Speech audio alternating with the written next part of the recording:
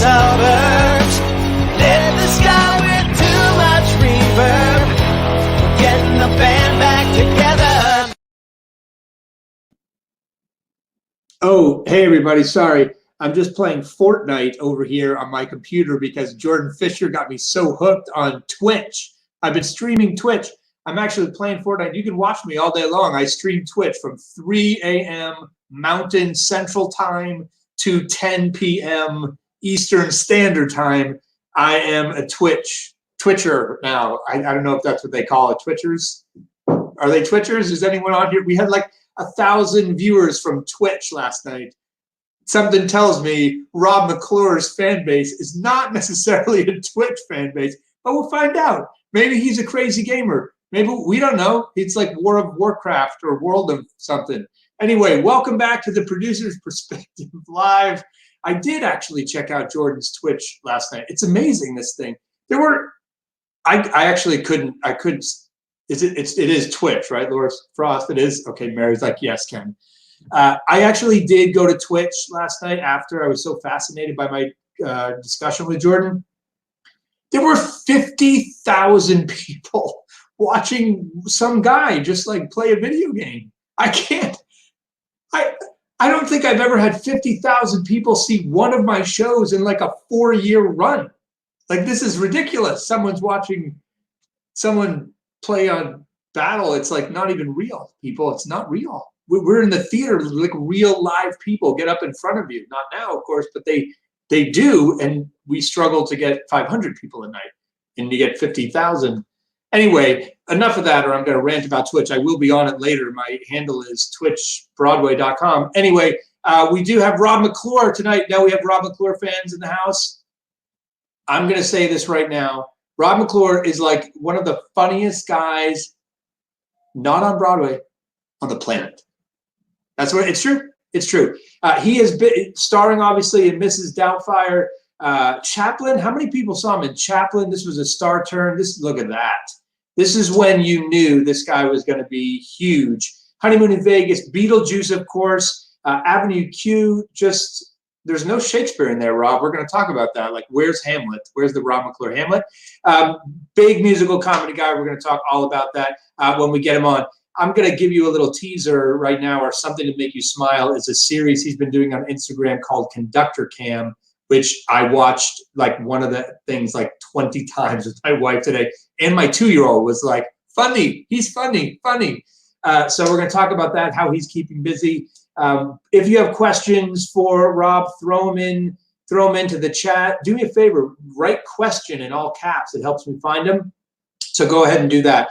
What's going on? We're obviously here for the Actors Fund, so don't forget to throw some stars at the star I have brought for you today, and hit that tip jar and throw some money in the bank for them. It all goes to an amazing cause. And a reminder, you can buy stars and throw stars at us. You know where Facebook got the stars idea? Twitch. That's right. They're ripping off Twitch because Facebook wants video game streamers, and on Twitch, these guys make like $3 grand a week just playing video games for 8 hours a day. I Googled it, of course. Yeah, so it's not too late for those of you out there who want to change from Broadway to video gaming. You can make like $3 grand a week. It's a good deal. So throw some stars at us. It all goes to the Actors Fund. News today, I noticed this is a cool thing. So we spend a lot of time coming up with names for companies or shows. And you all probably know TodayTix. It's this wonderful app. It's actually easier to buy tickets on TodayTix than it is the actual like authorized places we're supposed to buy Broadway tickets. So TodayTix, which of course you can't get any tickets for Broadway today, they've rebranded their company temporarily. They're literally calling it TomorrowTix, which I think is so cool of them to do. And it's a program right now where they're seeking donations and they go to healthcare workers. It's an amazing thing. So, oh, look, there's more like Twitch's craze. Twitch confuses the hell out of me. I mean, yeah, you and me both. Anyway, check out TomorrowTix. Give them, or TodayTix, give them a little love. I hope they also bought the domain name TomorrowTix, because that'd be a little bit of a fail. But check out TodayTix and throw them some donations if you can. Lots of needy people out there. Keep up that social distancing, everyone. Don't forget, stay healthy, stay safe, stay home. And now, without further ado, let's bring on the man himself. Please welcome to the live stream, Mr. Rob McClure. Welcome, Rob. Hi, everybody. How are you? I'm good. I have to tell you, I am not on Twitch, but I am a game person, so I'm going to have to get on Twitch. You're a video gamer? 100%. I just played Red Dead Redemption 2 for way too long. I just like completed, you know, each game has like % completion.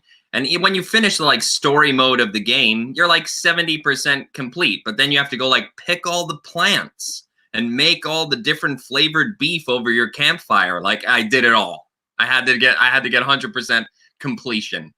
I'm very glad you said you were like a video gamer, because you said like I'm a gamer and I'm going to be on Twitch, and I was afraid you were going to be like, yeah, I'm going to stream me playing Boggle later tonight. Ken, do you want to play? Listen, why do I feel like I might be into that? Yeah, I know. Well, I'll see you there later on, like 1:30 a.m. Exactly. So how are you doing through all this? Safe, sound, healthy? How are you? Yeah, we're grateful to be healthy here. I got my wife and my 16-month-old kiddo. I have a new daughter, and we're just kind of hunkering down and laying low. And I'm trying to balance this like constant the idea of like making the most of this time, because theater people so rarely have time, and accepting that something crazy is going on, and to be forgiving with yourself if there's a day where you want to sit on Red Dead Redemption 2 and make mint flavored veal chops, like, you know what I mean? So just trying to balance productivity with realizing that there's something larger happening and that everybody can exhale, and stillness is okay right now. You must be loving the time with the kid. I mean, the last time I talked to you, you were like, my wife, I can't, you commute too from Philadelphia, is that where you are? That's right. So you're like always doing stuff during the day and doing your shows at night. You don't get to spend time with and at the time it was a newborn, and now it's like a little person. I know that I will look back on this crazy time and be grateful for the time I got to spend with her in these like really formative months. It's a shame that it comes at such a crazy cost, but I do know that I'm lucky to have this time with her for sure. So obviously you were in the midst, or not in the midst, or the beginning of Doubtfire when this all came down.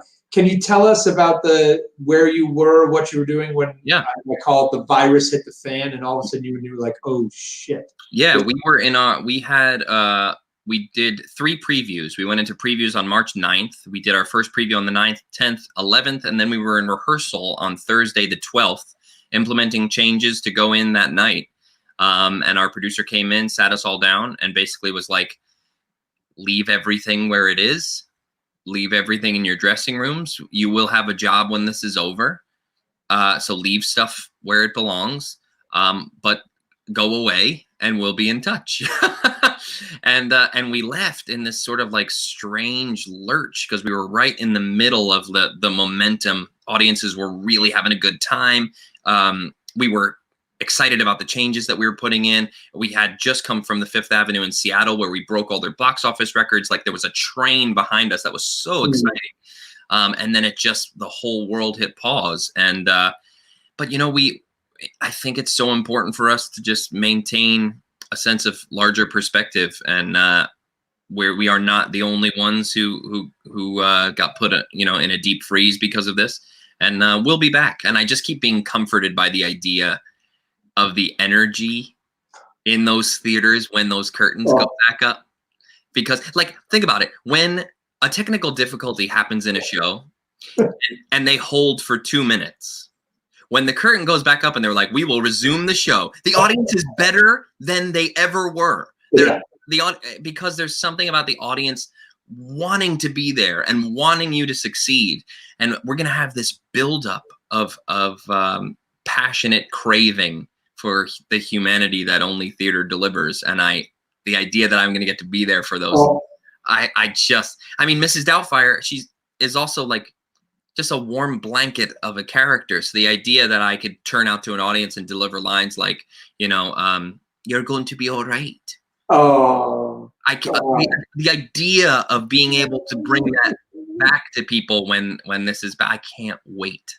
Are you in the opening moment of the show? Is it? I am right away. Oh.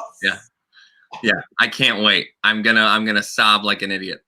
It's gonna it's gonna be like a 30-minute ovation for you. You know, House to Half is gonna. Yeah. I mean, I just got goosebumps thinking about it. Yeah, I actually, on the very first one of these I said the exact same thing. So now let me ask you this complicated question. Yeah. So, what do you think about the idea if they said, like, okay, Rob, we're going to come back next week. We can only fill 25% of the house. Yeah. Or like 1 of every 4 or 6 or 8 seats is going to be filled. So that opening curtain is just not going to feel the same. Do you like that idea as a performer? No. No. I think space is a there's a collective human energy that happens with people beside each other. It's the reason why, like, when you watch stand-up comedy at home, even if it's really funny, rarely do you laugh out loud. And you get at a comedy club, and there's something about the collective energy that makes you laugh out loud. It's a more enjoyable experience. And theater amplifies that, not only just with comedy, but in everything. There's literally, they just came out with a study that said your heart rates synchronize when you watch theater, an audience's heart rate. It's an astonishing thing. So the idea of a scattered audience, we all know, like anyone who's done an invited dress for a third of the house knows that it's a killer. You just go like, this is not how we're meant to be doing this. And I think, I don't think we should be back until people are confident in the experience. I don't think Broadway or theater, regional theater, should be part of the experiment of returning back. I just think we should come back when people can come back eager to enjoy and not terrified of the experience. I think it's hopefully we can get through this to a place where audiences are excited to be back and not tentatively tiptoeing their way back into a theater. Yeah, I totally agree. I mean, I think that's actually the way we rebound the fastest, because we know that word of mouth is what sells tickets. The word of mouth coming out of the first performance of Mrs. Doubtfire back, like that, like, I was there, Mrs. Doubtfire, last night. The curtain went up on Rob McClure, and we sat there and gave him an ovation for 35 minutes. He was bawling. Like, that is going to get people back to the theater much faster. So I'm with you, and I'm hearing rumblings that that's really what the industry really feels, that we'd rather wait it out. And I think we're going to have to take cues from other industries. The restaurants are going to come back. Sports will try and figure out a version of coming back, and then we can learn, because the last thing people need to think about is like, oh, should I get tickets for grandma and grandpa, or will I kill them if I do? You know what I mean? Like they should not have to be worried about that. Theater is too much of a joy machine to have to worry about it being harmful in any way. So this is now probably the longest time you've had off in like your entire career. You've been quite a working man over the last yeah. And knowing the stuff you do is so vocally demanding. You're such a physical comedian. Like, how do you keep in shape, in performing shape during this period? I wish I could say like in shape from the redemption, but I wish I could say like, I'm so on it, but I'm so not. At first, when things first pressed pause, I was like, well, you don't know. They could call you tomorrow and be like, okay, you know what? We're gonna go back into rehearsal. When this first happened, do you remember? They were like, well, what was the date they gave? Something ridiculous. Oh yeah, it was like the end of May. Yeah, right. It was May 17th. We're on right now. Yeah. So I thought, we're going to take 3 weeks off and then go back into rehearsal. So I was like staying in. And then the longer we're away, the more I'm like, we're going to have to go back into rehearsal. This isn't going to be like, okay, preview number 4 tomorrow night. That's not how this is going to happen. But I am trying to, watch what I eat, and I'm trying to stay physically active and, as much as we can get out, especially for Sadie, the little kiddo, like to go find some weird, patch of grass that no one else has explored lately, like the grassy island in the middle of the AC Moore parking lot. It's perfect play area for Sadie these days. It's just weird. It is. It is just weird. So you obviously specialize in comedy. Like you do, this is a ton of. Did you always know like I'm going to be a comedian? Where I made this crack about you in Shakespeare, but were you studying classic Shakespeare? Like, oh, yeah. No, I loved all of it, and I nowhere was I like I'm a comedy guy. In my personal life, I've always just enjoyed being silly, but I don't think I set out to be a comic actor. I just set out to be an actor. And what I've actually found is that some of the more trained chops in me warrant bigger laughs. You know, I've worked with a really great director once named Aaron Posner. Do you know Aaron? He does a lot of theater down in, great guy. And he uses a term called actually. And I really love it, particularly for comedy, because it comes from an honest place. It's like, you know, Honeymoon in Vegas. I remember we would get to the number with the flying Elvises in the airplane, where they would push me out of an airplane and I'd go skydiving in an Elvis suit. Yes, that's my life. That's my career. And people would be like, "Oh my God, your facial expressions in that number." Well, I wasn't making faces. What I was thinking about is, what would I actually do if I found myself in a plane with a bunch of Elvis impersonators who told me the only way to get out is to put on a light up Elvis suit and jump? What would I actually do? Yeah. So I'm trying to behave as honestly as I can, and the circumstances are what tend to be outrageous. I think the idea of setting out to give an outrageous performance is you're undercutting yourself, but sometimes the more dramatic chops warrant. You know, it's the old thing of who's on first with Abbott and Costello, right? The only reason you're laughing so hard is because how seriously Costello is taking trying to understand. Right. That's why it's funny. But I would love to do more dramatic stuff. If you ever see me on TV, they have decided that I'm a killer. If you see me on an episode of some sort of murder mystery, I did it. I'm telling you, I did it. That's because no one would expect it. Because he's the funny guy. He's the funny guy. How could he have slaughtered all those people and put them in his refrigerator? You saw that episode. I did several times. Well, here's a good question right there from Courtney. So what inspired you and your wife, who's a fantastic performer in her own right, to do Broadway? So why Broadway as opposed to more roles as a serial killer on television or in murder? I mean, I've always loved theater. You know, I like many actors, I don't think we set out to do one or the other, right? We audition for everything, and then what comes our way comes our way. And I think theater there's something about the live give and take with an audience. That's the thing I fell in love with. When I was 15, I saw a community theater production of Sweeney Todd, and I was taken with watching the audience find out the surprises of the story. And I actually came back and saw every performance of that. It was every Friday, Saturday, Sunday for 3 months at the Bergen County Players in Oradell, New Jersey. And I sat in the last row, and I would watch. By the end of the run, I wasn't watching the show anymore. I was watching the audience watch the show, because I was taken with the sort of like real-time manipulation that was happening. And that's the addiction for me, is that relationship between the storyteller and the live audience. Because film and TV are really a director's medium.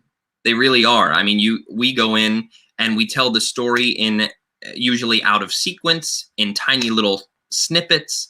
And then the editor and the director sit down and they craft beats, and they craft, because they don't have to worry about riding a laugh from an audience, or they don't have to worry about, so you're in much more service of those mediums, as opposed to theater, where you are like really participating in the storytelling.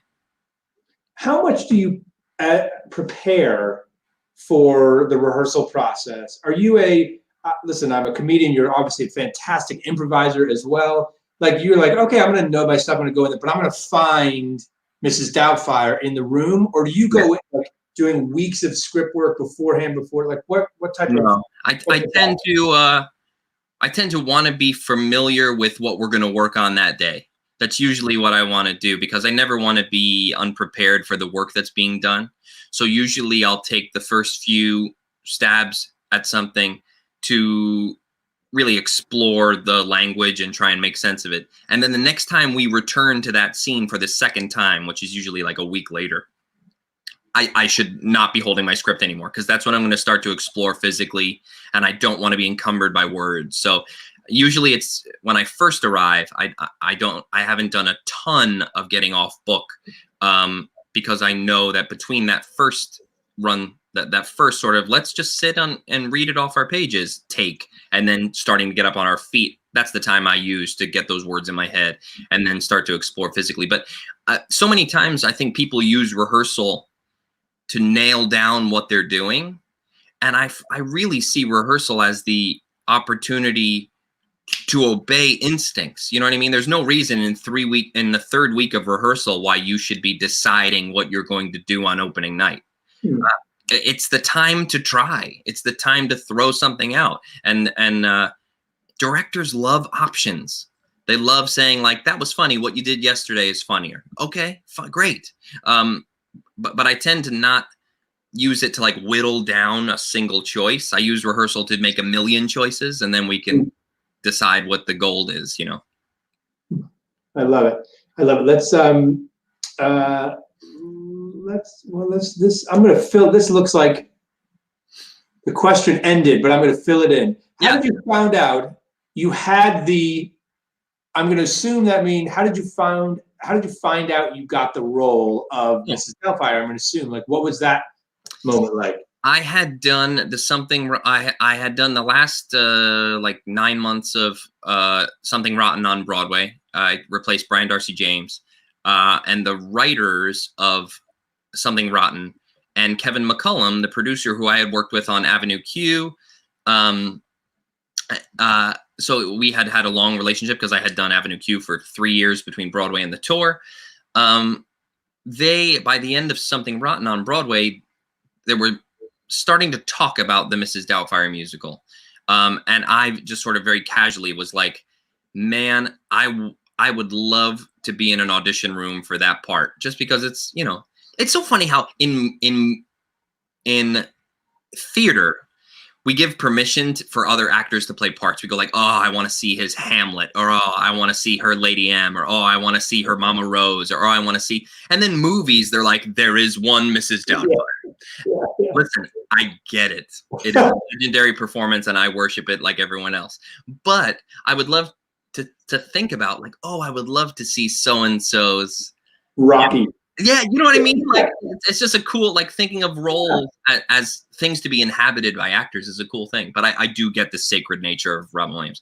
So the conversation over the course of the Something Rotten tour, which I did for 17 more months, the show started, Mrs. Doubtfire started to gain some legs in terms of the writing process. And they would have me read some stuff because I was working on Something Rotten. We knew each other.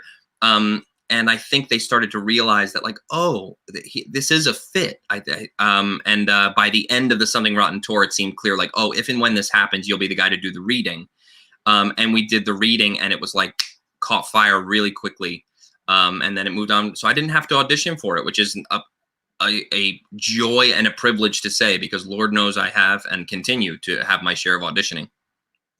You've been, so like Chaplin, Honeymoon in Vegas, Beetlejuice, you've originated a lot of roles in these musicals. Were you involved in them all from early stages? No, not all of them. Avenue Q, I was not. Avenue Q, I replaced in the Honeymoon in Vegas. I did a reading, and then I did Paper Mill, and then we moved in. So I did have a large hand in crafting that, and Beetlejuice as well. Beetlejuice was a blast to build just because it was so freaking crazy. It's just such a wonderful, and it's another movie like Mrs. Doubtfire that I'm passionate about. I can close my eyes and watch the entire thing just in my mind. So it was fun to be in that room to play. And when you've got a great collaborative team, the rehearsal room for those types of things where you're building it from scratch, where you don't know, you know, I remember in Beetlejuice, there's a really great moment in the show that came out of a weird moment in rehearsal. So there's a moment in Act 2 where Lydia decides that she is going to Beetlejuice comes out and decides creepily, like in the movie, that he has to marry Lydia in order to come alive again. And me and Carrie Butler didn't have any lines in that scene.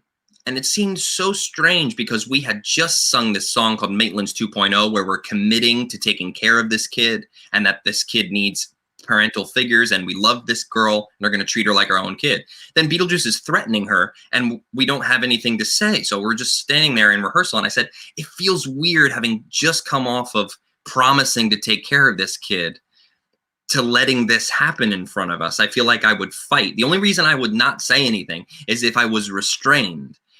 I said, I know in the movie, he throws that metal plate on Gina Davis's face. Can he throw a metal plate on my face? And Alex Timbers went, sure. And he turned to the props person and said, can we get a metal plate for his face? And then they made one, and I went and figured out the sleight of hand to make it look like it just appeared on my face. But like, that's what I love about building a show from scratch, is because you're problem solving. And when the writers write it, good writers appreciate when an actor goes, I think in this beat you might have forgotten about me. Because you're in your own character. They have to worry about everyone, but I'm just thinking about Adam Maitland and what's going on here. And then if you've got a cast of smart actors doing that, you cover all the bases. It's so true. And I realized this very late in my career, only because actors are usually the last people to arrive. You know, audition, you're like auditioning and you're advertising, you got posters up hanging around the city. Yeah.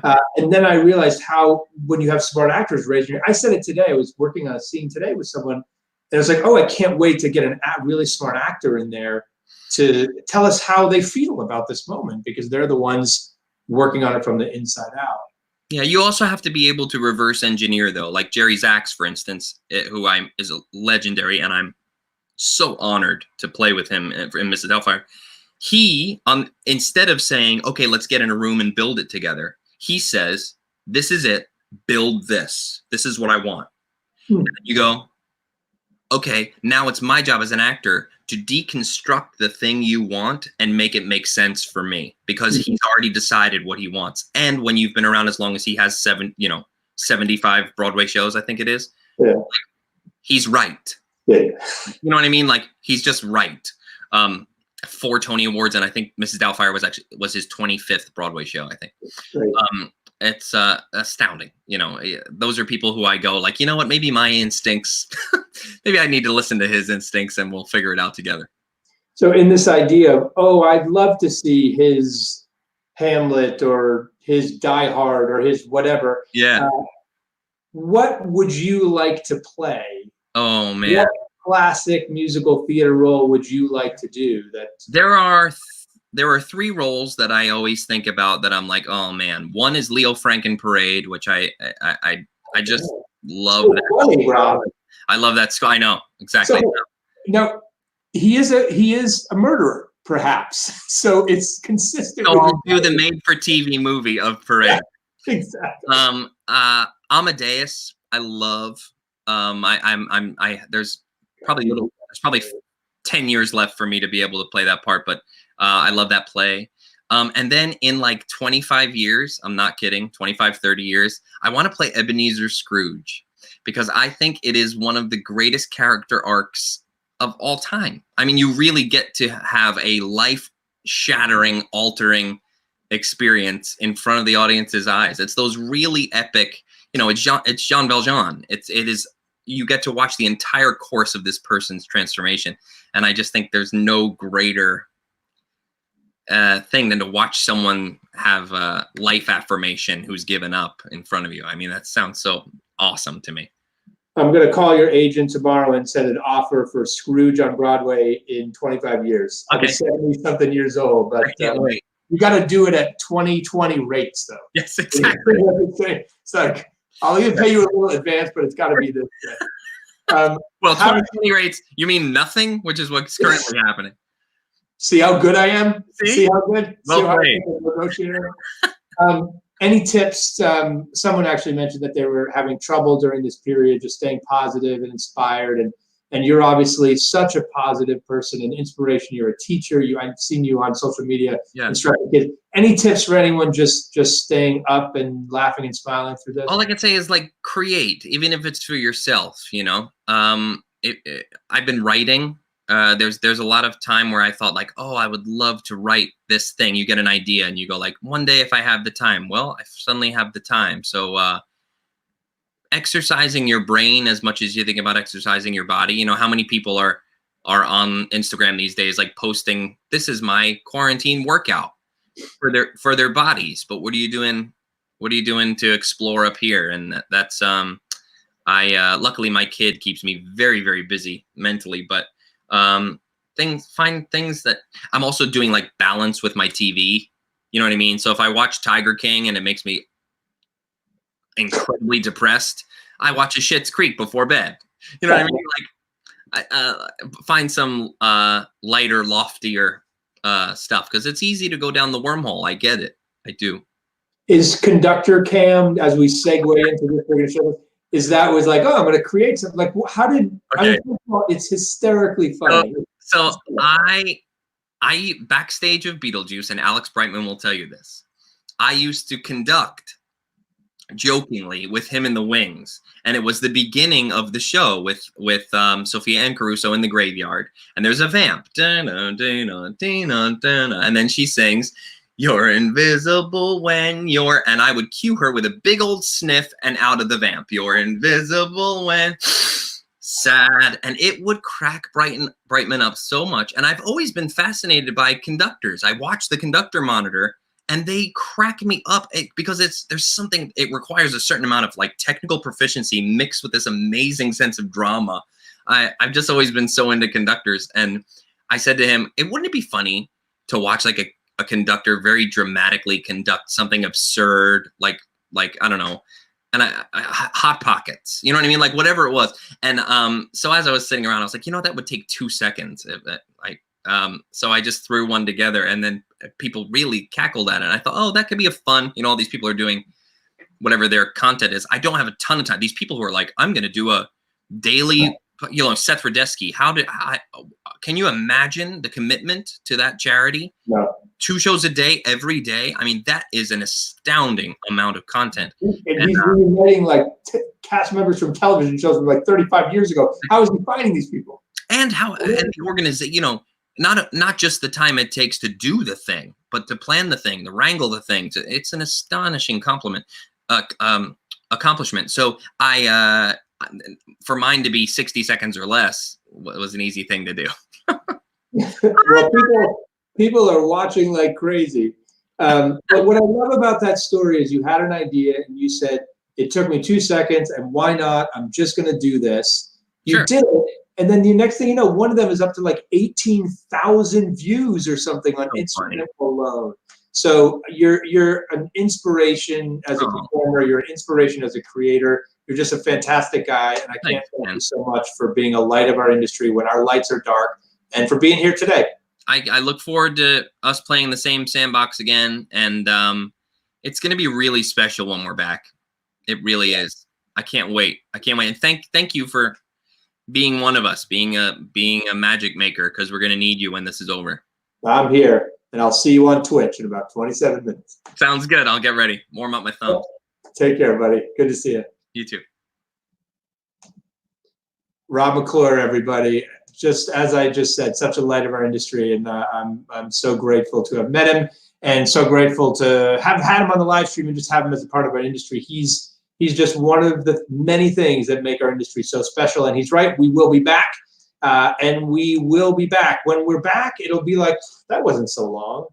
It wasn't so bad, because that's how special it's going to be. Who do we have tomorrow, Mary? Who do we have tomorrow? Give everyone that flash. Speaking of funny people, jump in Twitch. We have tomorrow is Julie Halston. Julie Halston is, she literally got her start reading, how people say reading the phone book? She read wedding announcements just on stage live, and people found them hysterically funny. You should make sure you tune in to Julie Halston tomorrow night. I worked with her on Gypsy, Tootsie, ton of shows. This is like Funny Week here on the Producer's Perspective Live. Don't forget about the Actors Fund. Okay, we've got some stars tonight. Thank you to the folks that threw us some stars, and we will throw them to the Actors Fund. And now, here's something to make you smile. We teased it. If you have not seen it, If you have not seen it yet, I urge you to go watch it right now. It is Rob McClure's. Look, I laughed already just at the image. I mean, that's funny. It's the Conductor Cam series. There are 3 of them, right? Rob, is that right? Nod if that's right. 3 of them so far, but I have a feeling since this little pause that we're on may be a little bit longer, we may see another 0 after that, or maybe 2 if it's too long. So keep watching. Follow Rob on Instagram. Lots of funny stuff there to come. I can't wait. It's like our lunchtime entertainment here at the Davenport household. So look out for that. We're going to go to the producersperspective.com/smile. Do we have links there? Is that where we have links, Mary? Yes, that's where the links are. And then just follow Rob on Instagram, and you can follow him all the way through his adventures. Thank you so much for being here tonight. We will see you tomorrow with Julie Halston. Take care, everybody. Getting the band back together, getting the boys who